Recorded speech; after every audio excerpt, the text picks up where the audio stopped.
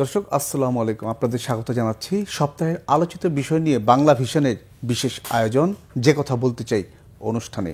আপনাদের সঙ্গে আছি আমি জিয়া খান। দর্শক, আপনারা জানেন এই অনুষ্ঠানের মাধ্যমে আমরা সমসাময়িক নানা বিষয় নিয়ে আলোচনা করে থাকি।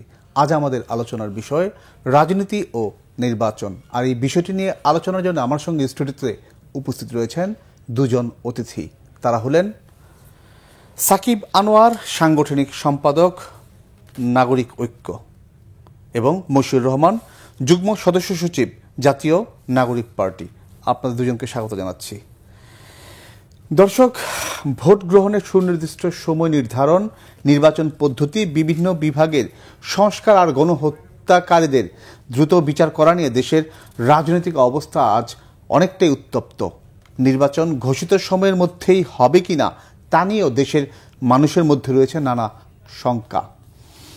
এমনকি নির্বাচনের সময় আর পদ্ধতি নিয়ে দেশের মিত্র রাজনৈতিক দলগুলোর মধ্যে ক্ষমতার মোহে তৈরি হয়েছে দূরত্ব। দেশের রাজনীতিতে যখন লেজে গোবরে অবস্থা, তখনই বিএনপি, জামাত আর এনসিপির শীর্ষ ৬ নেতাকে নিয়ে জাতিসংঘের সাধারণ অধিবেশনে যোগ দিয়েছেন প্রধান উপদেষ্টা ডক্টর মোহাম্মদ ইউনূস। আজ তার ভাষণে জাতীয় নির্বাচন পরবর্তী গণতান্ত্রিক ধারায় দেশকে এগিয়ে নেওয়ার কর্মপরিকল্পনা, গণহত্যার বিচার ও রোহিঙ্গা ইস্যু প্রাধান্য পাওয়ার কথা রয়েছে। আলোচনার শুরুতে জনাব সাকিব আনোয়ার। প্রধান উপদেষ্টা ডক্টর মোহাম্মদ ইউনূস আজ জাতিসংঘের সাধারণ অধিবেশনে ভাষণ দেবেন এবং যেসব বিষয়গুলো আসতে পারে সম্ভাব্য, আমরা যতটুকু জানতে পেরেছি সেই বিষয়গুলো বললাম। এর বাইরে আসলে কি কি থাকতে পারে বা আসা উচিত বলে আপনি মনে করেন? ধন্যবাদ, শুভেচ্ছা জানাচ্ছি আমার সহ আলোচক এবং যারা শুনছেন। কি কি বিষয় আরও আলোচনায় থাকতে পারে, এই প্রশ্নটা আমার থেকে সম্ভবত মশিউরকে করলে বেটার হতো, কারণ এনসিপির সদস্যরা আছেন সেখানে, আমার দলের সদস্যরা সেখানে নাই। আপনি যেভাবে শুরু করছিলেন যে 3টা দলের সদস্যদের, মানে সেটা কি আপনি তার উত্তর দেয়া নিয়ে নাকি আপনারা নাই সে কারণে বললেন? না, মানে তার জন্য দেওয়াটা একটু সহজ হবে, কারণ যেহেতু তাদের প্রতিনিধি সেখানে আছেন, কি বিষয় নিয়ে কথা বলবেন হয়তোবা তাদের মধ্যে আলোচনা হয়ে থাকতে পারে। যদিও আমরা আবার বিমানবন্দরে যে ঘটনাটা দেখেছি, তাতে আসলে সরকারের সাথে এই রাজনৈতিক দলগুলোর আসলে কতটুকু মানে সিনক্রোনাইজেশনটা আসলে কি, সেটা নিয়েও যথেষ্ট প্রশ্ন আছে। যাই হোক, মানে ভাষণ কি দেবেন সেটার আসলে মূল ব্যাপার না, কারণ হচ্ছে শেখ হাসিনাও এর আগে যখন গেছেন তখন ভাষণ দিয়েছেন এবং ভাষণে সবাই সবসময় খুব সুন্দর সুন্দর কথাই বলেন। এবং প্রধান উপদেষ্টা নিজে দেশে থাকতে বেশ কয়েকবার রিপিটেডলি তিনি বলেছেন যে এবার যে নির্বাচন হবে সেটা হবে বাংলাদেশের ইতিহাসের সর্বশ্রেষ্ঠ নির্বাচন। কিন্তু সেই সর্বশ্রেষ্ঠ নির্বাচন আয়োজনের দিকে আমরা আসলেও যেতে পারছি কিনা সেটা নিয়ে যথেষ্ট প্রশ্ন আছে। আপনি যখন বলছিলেন শুরুতে, যে উপস্থাপন করলেন যে ক্ষমতার মোহে রাজনৈতিক দলগুলো তাদের নিজেদের এজেন্ডাকে সামনে নিয়ে আসছে এবং যে সমস্ত বিষয় আলোচনায় ছিল না সেগুলো এখন সামনে নিয়ে আসা হয়েছে। অনেকদিন থেকে তো জামাত ইসলামী আন্দোলন সহ বেশ কয়েকটা রাজনৈতিক দলের একটা দাবি পিআর পদ্ধতির নির্বাচন, সেটা ছিলই। নতুন করে এনসিপির একজন প্রতিনিধি, যেহেতু আজকে আমার সহ আলোচক এ কারণে এনসিপির কথা বলি, এনসিপির একজন নেতা বলেছেন যে তাদের যে নিবন্ধন প্রাপ্তির যে ব্যাপারটা, সেখানে তাদের যে মার্কার যে পছন্দ, প্রতীকের যে পছন্দ যেটা আছে শাপলা, সেটা যদি দেওয়া না হয় তাহলে কিভাবে নির্বাচন হয় সেটা দেখিয়ে দেব। তার মানে নির্বাচন প্রতিহত করার ঘোষণা কিন্তু অনেক দিক থেকেই আসছে। যেমন জামাত ইসলামের পক্ষ থেকে কয়েকদিন আগে সমাবেশ করে ঘোষণা দেওয়া হয়েছে যে যতদিন পর্যন্ত তাদের দাবি মেনে নেওয়া হয়, এবং তাদের দাবি হচ্ছে পিআর পদ্ধতির নির্বাচন, ততদিন তারা ঘরে ফিরে যাবেন না, অর্থাৎ আন্দোলন চালিয়ে যাবেন। তার মানে সফল হবার পরেই তারা ঘরে ফিরবেন। এখন পিআর পদ্ধতি আমাদের দেশে তো এর আগে ছিল না, এখন নতুন করে এটা বাস্তবায়নের দিকে যাওয়া কি সম্ভব? তারও আগে প্রশ্ন হলো, পিআর পদ্ধতি আসলেও কি এই দেশের জন্য ভালো কিছু, আমাদের দেশে গণতান্ত্রিক ব্যবস্থার জন্য ভালো কিছু? এতগুলো প্রশ্নের উত্তর দিয়ে তারপরে আমি যদি ধরেও নেই যে প্রশ্নগুলোর উত্তর আসলো, একটা সমাধানে আমরা আসলাম যে পিআর পদ্ধতি নির্বাচনে যাব, আমি আলোচনার সুবিধার্থে ধরলাম, তারপরও সেই পদ্ধতি বাস্তবায়নের জন্য সময় লাগবে না। তার মানে আলটিমেটলি কিছু দলের দিক থেকে যে প্রত্যাশা, বলা যায় যে প্রত্যাশা, সেটা হচ্ছে নির্বাচনটাকে যে কোনোভাবে পিছিয়ে দেওয়া বা নির্বাচনটাকে বানচাল করা। এই পর্যায়ে পর্যন্ত আসলে আমরা বলতে পারি, কারণ এনসিপির উত্তরাঞ্চলের মুখ্য সমন্বয়ক সম্ভবত সার্জিস আলম, তার পদবি, তিনি ঘোষণাই দিয়েছেন যে কিভাবে নির্বাচন হয় দেখিয়ে দেব। তো অদ্ভুত ব্যাপার হলো, এনসিপি তো এখন পর্যন্ত পলিটিক্যাল এন্টিটি হিসেবে প্রতিষ্ঠিত হয়নি। সাকিব আনোয়ার, আমরা এই বিষয়গুলো আসবো, আপনার কথা আমি একদম ক্লিয়ার, আমি আসবো আপনার কাছে এই বিষয়গুলো নিয়ে আসবো। তার আগে একটু আমি মশিউর রহমান আপনার কাছ থেকে ঘুরে আসি, কারণ শুরুতেই কিন্তু আপনার কোর্টে বলটা ঠেলে দিয়েছেন সাকিব আনোয়ার। আজকে যে জাতিসংঘের সাধারণ অধিবেশনে আমাদের প্রধান উপদেষ্টা ডক্টর মোহাম্মদ ইউনূস ভাষণ দিবেন, কি বিষয়গুলো আসতে পারে বা আসা উচিত, এটা নিয়ে একটু আমরা জানতে চাচ্ছিলাম আসলে। আপনাকে ধন্যবাদ এবং আপনার মাধ্যমে এনসিপির পক্ষ থেকে পুরো বাংলাদেশের মানুষকে ধন্যবাদ জানাই। দেখুন, মাননীয় প্রধান উপদেষ্টা তিনি জাতিসংঘের ৮০তম অধিবেশনে যোগদানের জন্য গিয়েছেন এবং মোটামুটি একটা সদল বলে একটা বড় বহর নিয়ে তিনি গিয়েছেন, যেটা আমরা প্রথাগত সময় আমরা আওয়ামী লীগ যেভাবে যেত সেটার আমরা সবসময় সমালোচনা করতাম এবং বিরোধিতা করতাম। এবং আমরা দেখলাম আসলে যেই আসলে ওই ক্ষমতার চেয়ারে বসেন তিনি আসলে প্রত্যেকেই আসলে অন্তর্নিহিতভাবেই আসলে ক্ষমতাটাকে উপভোগ করার চেষ্টা করেন। আমরা দেখেছি হাসিনার আমলে একজন মন্ত্রী ছিলেন আব্দুর রাজ্জাক সাহেব, তিনি একটা নৌকার উপরে একটা চেয়ার দিয়ে বসছিলেন। আমরা সোশ্যাল মিডিয়ায় প্রচুর লেখালেখি করেছিলাম তার বিরুদ্ধে। পরবর্তীতে দেখলাম আমাদের যেই উপদেষ্টার কাছে আমাদের অনেক প্রত্যাশা ছিল, ছাত্র জীবনে তিনি আমাদের অভিভাবক ছিলেন, প্রিয় আসিফ নজরুল স্যার। তো তিনিও দেখলাম সেম অবিকল সেই ট্র্যাডিশন ফলো করে তিনিও নৌকার উপরে একটা সুন্দর চেয়ার দিয়ে বসে তিনি ভ্রমণ করলেন এবং সেই ছবি আমরা সোশ্যাল মিডিয়ায় দেখলাম। তো দেখুন, প্রত্যাশার জায়গাটা যদি আপনি বলেন, আর আমি আপনাকে একটু বলি, সেটা হচ্ছে এনসিপি এবং বিএনপি এবং জামাত তিনটা দল থেকে ৬ জন প্রতিনিধি মাননীয় প্রধান উপদেষ্টা তিনি নিয়ে গেছেন। আমার মনে হয় না মাননীয় প্রধান উপদেষ্টা এদের কাউকে তার জায়গা থেকে মানে বাংলাদেশকে রিপ্রেজেন্ট করার জন্য তিনি নিয়ে গেছেন বলে আমি মনে করি না।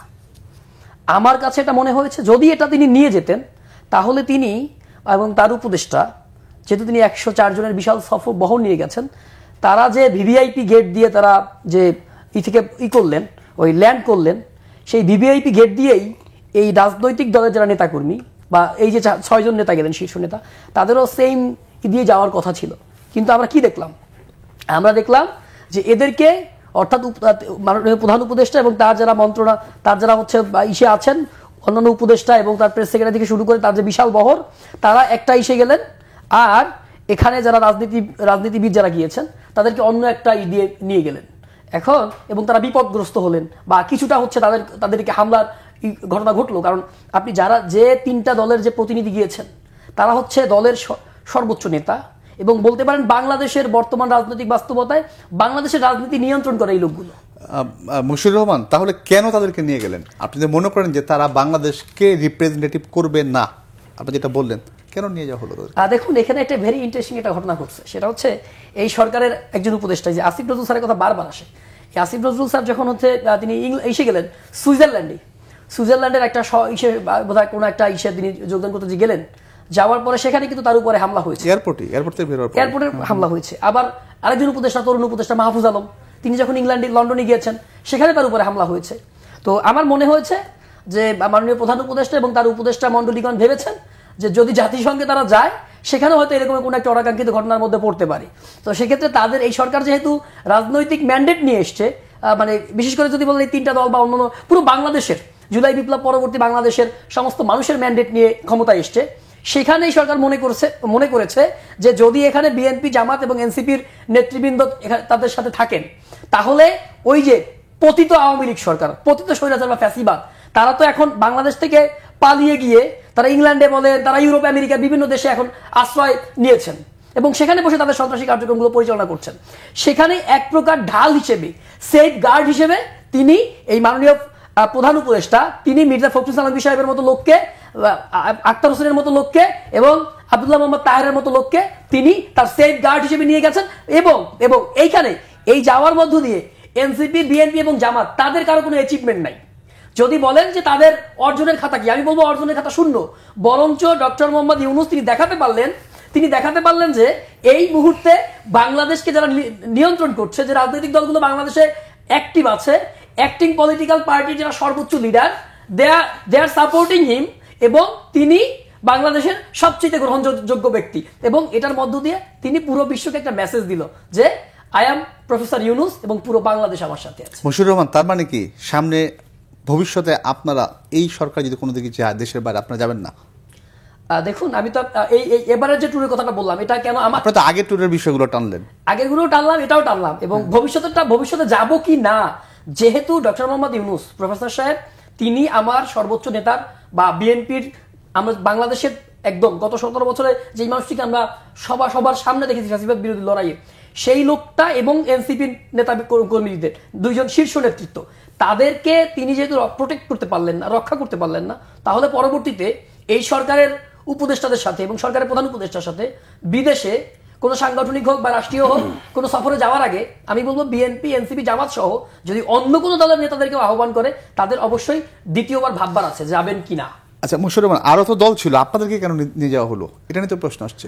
দেখুন, তিনি মনে করেছেন জুলাই বিপ্লবের পরবর্তী বাংলাদেশে গত 17 বছরের সব থেকে বড় শক্তি ছিল বিএনপি এবং জামাত, আওয়ামী বিরোধী সবচেয়ে বড় শক্তি, এবং ফ্যাসিবাদ বিরোধী লড়াইয়ের যদি বলেন সেখানে জুলাই বিপ্লবের নেতৃত্ব দিয়েছেন নাহিদ ইসলাম থেকে শুরু করে যারা সমন্বয়ক বলতে যাদেরকে বুঝায়, এবং যেহেতু এই সমন্বয়কদের অধিকাংশই এখন এনসিপির সাথে যুক্ত, এবং যেহেতু সমন্বয়কদের একদম আপনি সমন্বয়ক বলতে আসলে যাদেরকে বুঝায় নাহিদ, এরপরে হচ্ছে একদম ফ্রন্টলাইনে যারা নেতৃত্ব দিয়েছে, জুলাই বিপ্লবে যারা নেতৃত্ব দিয়েছে, তারা যেহেতু এনসিপির কর্ণধার, এনসিপির দায়িত্বশীল পর্যায়ে আছে, সুতরাং জুলাই বিপ্লবের প্রতিনিধিত্বকারী একটা দল, তরুণদের দল হিসেবে বা জুলাই বিপ্লবের প্রতিনিধিত্বকারী পার্টির নেতা হিসেবে তাদেরকে নিয়ে গেছে। ধন্যবাদ মশিউর রহমান। সাকিব আনোয়ার, আপনি নিশ্চয়ই শুনছিলেন মশিউর রহমান যে ব্যাখ্যাটা দিলেন, এটার বিষয়ে আমি একটু জানবো। আসলে এই যে উনি বললেন যে সেফগার্ড হিসেবে সরকার এই পলিটিক্যাল পার্টির এইসব শীর্ষ নেতাদের নিয়ে গেছেন এবং বিশ্বকে বুঝিয়েছেন যে সব মানে এদেশের যারা মানে শীর্ষস্থানীয় যে পলিটিক্যাল পার্টিগুলো তার সঙ্গে আছেন।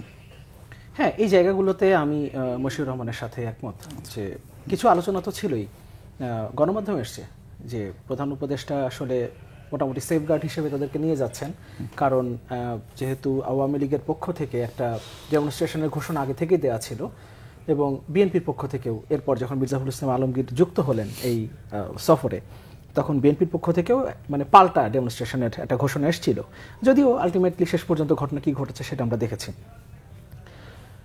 মশিউর রহমানের কয়েকটা কথা আমি একটু অ্যাড্রেস করি।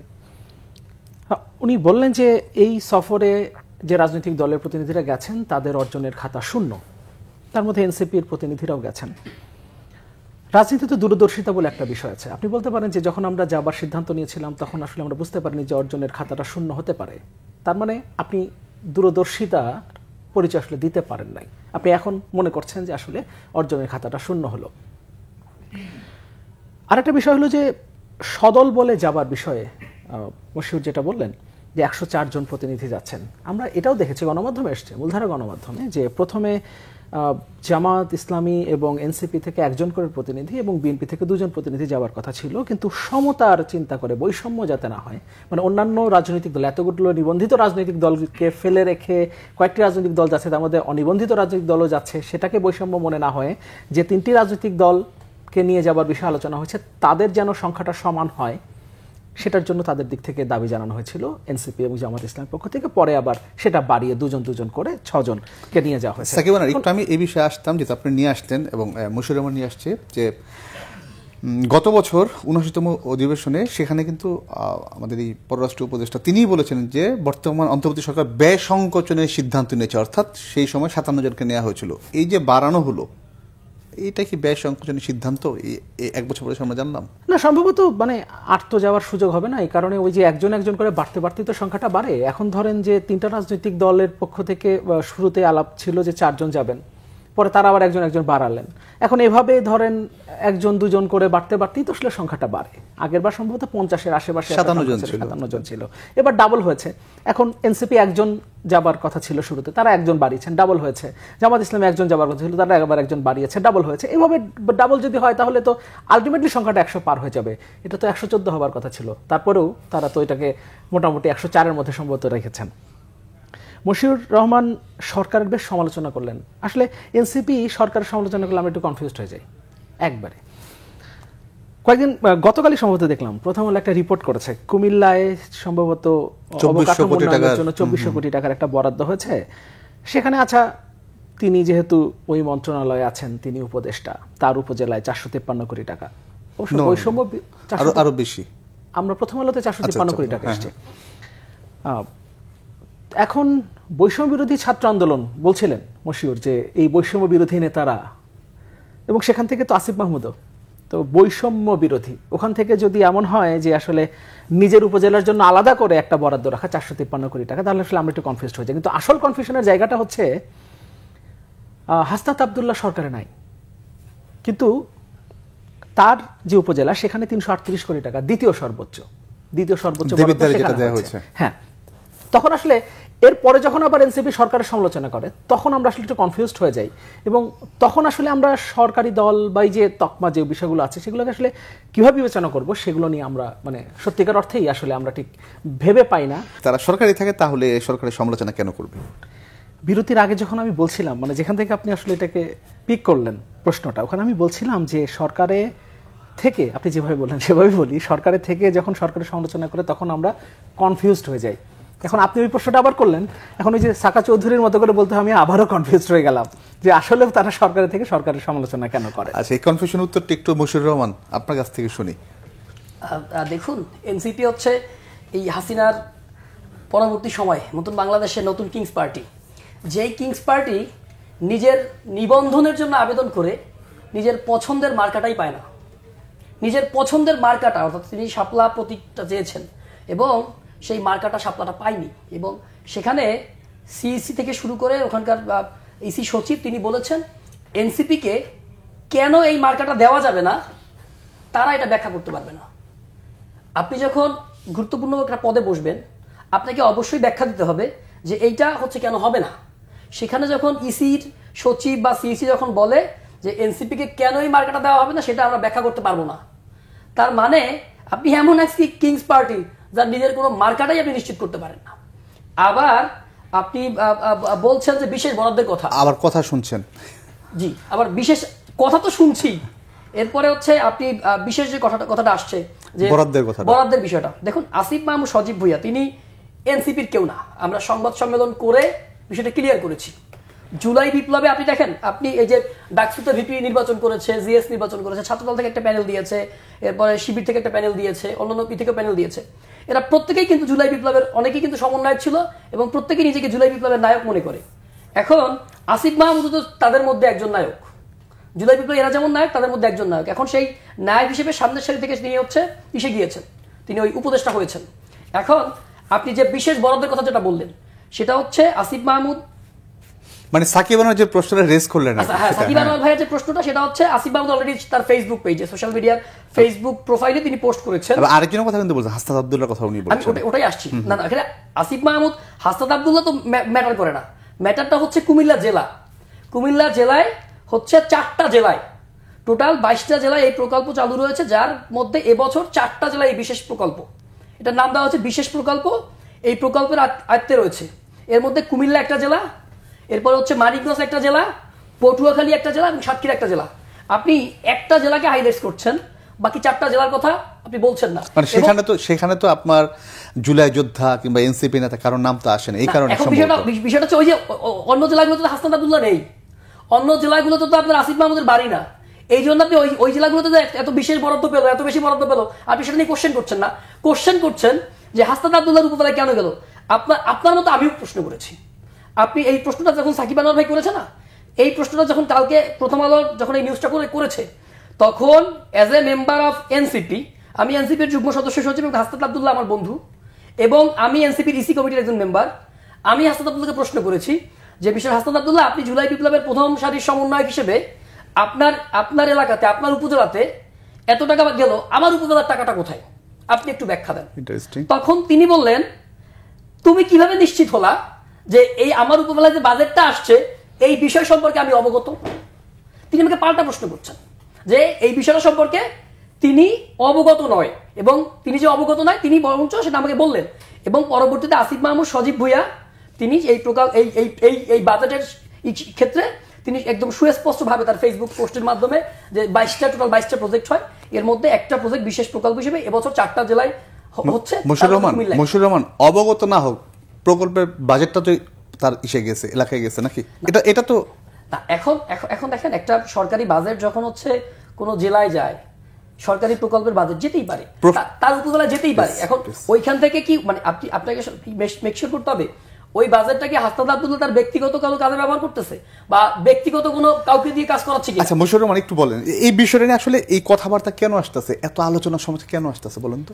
দেখুন, আপনি যখন পলিটিক্স করবেন, আপনি যখন বাংলাদেশের প্রেক্ষাপটে রাজনীতি করবেন, আপনার আলোচনা থাকবে, সমালোচনা থাকবে, এবং যে যত বেশি আলোচিত সে তত বেশি সমালোচিত। এক্স্যাক্টলি। তো সেই জায়গায় দাঁড়িয়ে হাসনাত আব্দুল্লাহ ধরেন এমন একজন ব্যক্তি, জুলাই বিপ্লবের পরে মোটামুটি সকল সমন্বয়কের নামের আগে পরেই মোটামুটি কিছুটা তর্ক, কিছুটা বিতর্ক, সন্দেহ, সংশয় যুক্ত হয়েছে, কিন্তু হাসনাত আব্দুল্লাহর ক্ষেত্রে এখন পর্যন্ত মানে যেটা শত্রু সেও মনে করে হাসনাত আব্দুল্লাহ এমন একটা ছেলে যে জুলাইকে আসলে সত্যিকার অর্থে লালন করে। এখন আমার মনে হচ্ছে সেই লালন করে সেই যে সংশয়, সেই যে সন্দেহ, সেই অবকাশ যে না হাসনাত আব্দুল্লাহ হচ্ছে জুলাইয়ের একদম সঠিক রূপকার বা সঠিক ধারক এবং বাহক, সেখানে একটু কালিমা লেপন করার চেষ্টা করা হলো কিনা আমি এই প্রশ্ন উত্থাপনের মধ্য দিয়ে সেই বিষয়টা আমি দেখছি।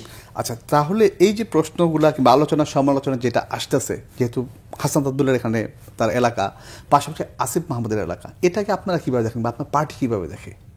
দেখুন, আমার পার্টির জায়গা থেকে, আমি যেহেতু এনসিপির একজন দায়িত্বশীল, আমার জায়গা থেকে আমার শুরুতে প্রশ্ন ছিল যে এই যে ঘটনাগুলো ঘটছে, এটা এত বড় বরাদ্দ গেল, আমার জেলার বরাদ্দ কোথায় বা রংপুর অঞ্চলের বরাদ্দ কোথায়, যেখানে আমাদের প্রফেসর সাহেব তিনি রংপুরে, সেই প্রশ্নটা আপনার উপদেষ্টা করা উচিত। না আমি আমি আমি আমি আসছি। প্রফেসর সাহেব হচ্ছে যখন তিনি করলেন, মানে বললেন যে রংপুর হবে আগামীর উন্নয়নের হাব, রোল মডেল হবে রংপুর, সেখানে রংপুরে বাজেট না গিয়ে বাজেটটা যখন কুমিল্লায় যায়, তখন স্বভাবতই উপদেষ্টার সাথে, উপদেষ্টা এক সময় আমাদের সহযোদ্ধা ছিল, ছোট ভাই ছিল, কিন্তু এখন উপদেষ্টার সাথে আসলে উপদেষ্টা হওয়ার পরে তার সাথে আর আমাদের ওইভাবে কথা বলার সুযোগ হয় না। অনেক সময় মেসেজ করলেও তিনি মেসেজ দেখেন না, কিন্তু আপনারা বলেন এটা তো। আমি আসছি, অনেক সময় মেসেজ করলে মেসেজ তিনি দেখেন না, মেসেজ করলে মেসেজের রিপ্লাইও করেন না। তো আমি যেহেতু সেই বিশ্ববিদ্যালয়ের শুরু থেকেই তার কাছের বড় ভাই, তো বড় ভাই হিসেবে যখন ছোট ভাইকে একটা মেসেজ করার পরে তিনি সিন করে রিপ্লাই দেন না বা তিনি দেখেন না, তখন আসলে কিছুটা বিব্রত হই। সেই জায়গা থেকে যেহেতু হাসনাত আব্দুল্লাহ আমার পার্টির লিডার, পার্টির লিডার হিসেবে আমি তাকে প্রশ্ন করতে পারি এবং তিনি যে জবাব দিয়েছেন সেই জবাবে আমি সন্তুষ্ট। মুশাররফ রহমান, সাকিব আনোয়ার আরেকটা বিষয় তুলেন আপনার শাপলা প্রতীক নিয়ে, এবং আপনার পার্টির কয়েকজনের নাম উনি মেনশন করলেন যে নির্বাচন বানচালের যে হুমকি দেওয়া হয়েছে নির্বাচন কমিশন থেকে। আজকে যেটা বলা হয়েছে, আনোয়ারুল ইসলাম নির্বাচন কমিশনার, তিনি বলেছেন যে এই শাপলা প্রতীক বরাদ্দের বিষয় নিয়ে যে জটিলতা সৃষ্টি হয়েছে সেটা নির্বাচন কোনো প্রভাব ফেলবে না, কিন্তু আপনাদের হুমকি যে সাকিব আনোয়ার বলে গেলেন যে বিষয়টা, এতে করে নির্বাচন পেছাচ্ছে, তাহলে বানচাল হচ্ছে। দেখুন, আমাদের মোটা দাগে জুলাই বিপ্লব পরবর্তী সময় আমাদের বাংলাদেশে, মানে আপনারা শাপলা না দিলে নির্বাচনে যাচ্ছেন না। আমি আসছি আমাদের তিনটা দাবি ছিল: বিচার, সংস্কার এবং নির্বাচন। সেক্ষেত্রে আমাদের কথা ছিল নির্বাচন করতে গেলে তার নির্বাচনী প্রক্রিয়ার মধ্য দিয়ে আপনাকে যেতে হবে। সেই প্রক্রিয়ার প্রথম অংশ হিসেবে অংশ হচ্ছে আপনার দলের নিবন্ধন কনফার্ম হচ্ছে কিনা।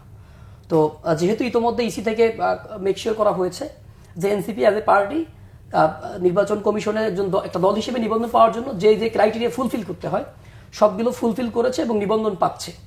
এরপরে আনঅফিসিয়ালি যেহেতু মার্কার বিষয়টা এখন পর্যন্ত যতটুকু আসছে, মানে মিডিয়ার মাধ্যমে যতটুকু আসছে যে মার্কা আসছে, শাপলা দেওয়া হবে না, এবং যেহেতু বলা হচ্ছে যে কেন দেওয়া হবে তার কোনো ব্যাখ্যা নাই। এখন আপনি ধরেন মার্কা পাওয়ার বেশ একটা সিস্টেম আছে, আপনি সরাসরি ওখান থেকে পাবেন, নির্বাচন কমিশন থেকে আপনাকে দিবে, অথবা পরবর্তীতে আপনার যদি মনে হয় যে নির্বাচন কমিশন আপনার সাথে ইনসাফ করছে না, আমি শেষ করছি, যদি আপনার মনে হয় যে নির্বাচন কমিশন আপনার সাথে ইনসাফ করছে না, তখন আপনার জন্য কিন্তু কোর্টের দরজা খোলা আছে, এবং আপনি চাইলে কোর্ট থেকে কিন্তু আপনি কোর্টের রায় অনুযায়ী আপনি মার্কা নিয়ে আসতে পারবেন, এবং অনেকগুলো দল কিন্তু সেই অনুযায়ী একদম ক্লিয়ার আপনাদের নিবন্ধনের মার্কা নিয়ে আসছে। আমি সার্জিস আলমের যে বক্তব্যটা এসছে যে কিভাবে নির্বাচন হয় তিনি দেখে নেবেন। এখন পলিটিক্সে অনেক কিছু গেইন করার ক্ষেত্রে আপনার অনেক সময় অনেক হুমকি ধামকি দিতে হয়, মানে তার মানে কি বলার জন্য বলা না। আমি আসছি বলার জন্য, বলা কোন অর্থে, দেখুন পলিটিক্সের ক্ষেত্রে যেটা হয়, জামাতে ইসলাম তারা একদিকে যেমন হচ্ছে তারা ওই যে করতেছে, ওটা কি বলে, তারা ঐক্যমত কমিশনে তারা আছেন, আবার মাঠেও তারা শক্তি দেখানোর চেষ্টা করছেন। তো এনসিপির জায়গাটা হচ্ছে, এনসিপি এইটুকু বলার চেষ্টা করছে যদি আমাকে শাপলা দেওয়া না হয় তাহলে আমি আমার জায়গা থেকে যতটুকু ফাইট করা যায় রাজপথে হোক কিছু আমি ফাইটটা করার। ধন্যবাদ। শেষ একটা প্রশ্ন করতে চাই, সেটা হচ্ছে আর নির্বাচনের 5 মাস বাকি। এর আগে আমরা শুনেছি আপনারা ইলেকশনে গেলে 200-র উপরে আসন পাবেন, এখন শুনছি যে 150-র মতো আসন পাবেন। 5 মাস বাকি আরো ইলেকশনের, কিসের উপর ভিত্তি করে বলছেন আর কি যে আসনগুলো পাবেন?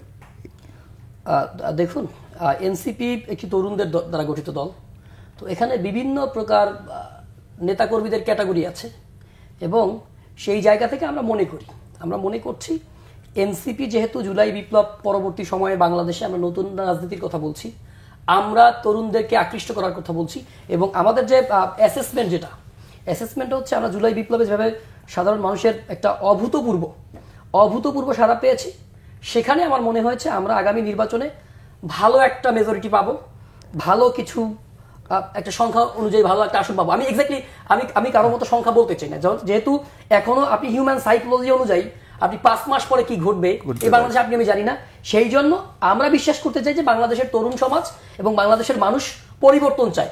গত 47 বছরের যে ট্র্যাডিশনাল পলিটিক্যাল প্র্যাকটিস, সেই ট্র্যাডিশনাল পলিটিক্যাল প্র্যাকটিস থেকে বাংলাদেশের মানুষ মুক্তি চায়, এবং এই মুক্তিটা যেহেতু তরুণরা জুলাই বিপ্লবের মাধ্যমে এদেশের মানুষের দীর্ঘ ফ্যাসিবাদ থেকে মুক্ত করেছে, সেই জায়গায় আগামীর বাংলাদেশেও এই তরুণরাই এই যে রাজনৈতিক যে ট্র্যাডিশনাল কালচার, সেই কালচার থেকে মুক্তি এনে দিতে পারবে বিধায় তরুণদের উপরে দেশের মানুষ বিশ্বাস রাখবে, এবং তরুণরা আগামী নির্বাচনে এনসিপি হোক বা এনসিপি কে কেন্দ্র করে যদি মধ্যমপন্থী বা সেন্ট্রিক কোনো জোট হয়, তাহলে সেই জোট আগামী নির্বাচনে ভালো হবে বলে আমরা অনেক ধন্যবাদ মুশিউর রহমান, অনেকগুলো বিষয়ে জানলাম। সাকিব আনোয়ার, আপনারা কটা পাবেন আসন নির্বাচনে? আমরা তো এরকম পুরো ঘোষণা দেই নাই। আর যেহেতু যিনি নির্বাচনে কতগুলো আসন পাবেন বললেন নাসিরউদ্দিন পাটোয়ারি, উনি তো কয়েকদিন আগে আবার সরাসরি বলেছেন যে ফেব্রুয়ারিতে নির্বাচন হবে না, হতে দেওয়া হবে না, এই ধরনের কোনো কিছু বলেন নাই, মানে নির্বাচন হবে না উনি বলেই দিচ্ছেন। ফলে কতগুলো আসন পাবো সেই চিন্তাই তো আমরা এখন করতেছি না, কারণ উনি তো বলেই দিচ্ছেন যে নির্বাচন হবে না। আমি একটু মশিউর রহমান, আমি জানি না কতক্ষণ সময় পাবো, কারণ প্রধান নির্বাচন কমিশনের ব্যাখ্যা দেন নাই সেটা না, কিন্তু তিনি কিন্তু একটা ব্যাখ্যা দিচ্ছেন। তিনি বলছেন যে শাপলা প্রতীক এনসিপির আগে নাগরিক ঐক্য মানে আমার দল চেয়েছিল, কিন্তু তাদেরকে দেওয়া হয় না, ওই একই কারণে দেওয়া হয় নাই। কোর্টে যাওয়ার কথা বললেন মশিউর, আমি চাই যে তারা কোর্টে যাক, কারণ তারা কোর্টে গেলে আমরা শাপলা প্রতীক পেয়ে যাবো, কারণ আমাদের তো আবেদন আগে থেকে দেওয়া আছে। তো কোর্ট যদি বলে যে শাপলা প্রতীক বরাদ্দ দেওয়া যাবে, তখন বরাদ্দটা আমরা পেয়ে যাবো। তো আমি চাই যে আসলে তারা কোর্টে যাক, আমাদের খরচও হইলো না, পরিশ্রম হইলো না, মাঝখান থেকে আমরা শাপলা প্রতীক যেটা আমরা চেয়েছিলাম সেটা আমরা পেয়ে গেলাম। একটা বিষয় যেটা মশিউর বললেন যে হুমকি দেওয়ার জন্য যাতে প্রতীক হিসেবে দেওয়া হয় বা অন্যান্য যে দাবি দেওয়া আছে সেগুলো যাতে পূরণ হয়, কারণে সারিস আলম হুমকি দিচ্ছেন। এক্সপেক্ট করি না এটা। স্বাধীন সাংবিধানিক প্রতিষ্ঠান, আমরা বলছি না যে স্বাধীন সাংবিধানিক প্রতিষ্ঠান হিসেবে নির্বাচন কমিশনকে আমরা গড়ে তুলতে চাই। এই যে ঐকমত্য কমিশনের সংস্কারের বিষয়ে যে আলোচনাগুলো করছি, যে সংস্কারের কথা বলে তারাই সবচেয়ে বেশি উচ্চকণ্ঠ, যদি আসলে তার ভেতরে অনেক কিছু আছে, সেই জায়গাতে যাচ্ছি না, কিন্তু তারা যদি নির্বাচন কমিশনকে হুমকি দিতে চায় তাহলে আসলে সেটা আমরা প্রত্যাশা করি না। একটা কথা শুরুতেই মশিউর বললেন যে আমরা সংবাদ সম্মেলন করে বলেছি যে এনসিপির সাথে আসিফ মাহমুদ কিংবা সরকারে যারা আছেন তাদের কোনো সম্পর্ক নাই। সংবাদ সম্মেলন করে শেখ হাসিনা বেশ কয়েকবার বলছেন, দফায় বলছেন তো ওই সময়, যে আমরা জনগণের ভোটে নির্বাচিত। এমনকি এই কথাও আসছিল যে রেহানা আর জয়, শেখ হাসিনার বোন এবং ছেলে, তারা আওয়ামী লীগের কেউ না। এই কথা তো শেখ হাসিনা বলছেন, আপনি মাইনে নিছেন? মানে আমি জানি না মশিউররা বা এনসিপি মানে কিনা যে আসলে জয় এবং রেহানার শেখ হাসিনার ওই স্বৈরাচার রেজিমের সাথে কোনো কানেকশন ছিল না, এটা মানে কিনা যায় না। তো সংবাদ সম্মেলন করে আমি বলে ফেলছি জন্য আসলে সেটা হয়ে গেছে, এটা আসলে মেনে নেওয়ার কোনো জায়গা নেই। আসল বাস্তবতা হচ্ছে যে আসলে প্র্যাকটিসে আমরা কি দেখছি। আর একটা কথা একটু বলি, আমার সমস্ত সময় শেষ, আপনি আসলে পুরো সময়টাই মশিউরকে দিচ্ছেন। আমি শুনছিলাম, হ্যাঁ আমি মশিউরকে শুনছিলাম, ভালো লাগছিল। ব্যাপারটা কিন্তু এটা না যে 4টা জেলায় বরাদ্দ বেশি হয়েছে। বিষয় হচ্ছে যে আমি 4টার মধ্যে, আচ্ছা মেনে নিলাম 4টা, তার মধ্যে 3টাকে সরে রেখে কুমিল্লার ক্ষেত্রে যেটা হয়েছে যে ঠিক ওই 2টা উপজেলা তো আর 2টা থাকে না, একটা জেলা তো অনেকগুলো উপজেলা, হ্যাঁ ওই 2টা উপজেলাতেই সবচেয়ে বেশি বরাদ্দ হয়েছে। প্রশ্নটা হচ্ছে ওখানে। ধন্যবাদ আপনাদের দুজনকে বাংলা ভিশনে আসার জন্য। দর্শক, যে কথা বলতে চাই আজ এ পর্যন্ত, আবার দেখা হবে আগামীকাল একই সময়। সবাই ভালো থাকুন, সুস্থ থাকুন।